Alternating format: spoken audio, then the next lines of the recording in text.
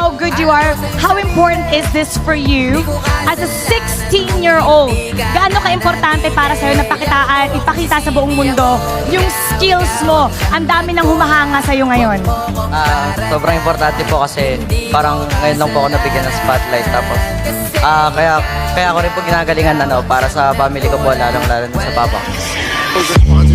Lagi kang naghihinala, sabi ko hindi na tama.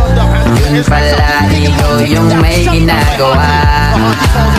Kala mo hindi ko malalaman, ang sikreto lalabas pagkatagalan. Kaso mali yung kinukwento mo at nalaman ko na.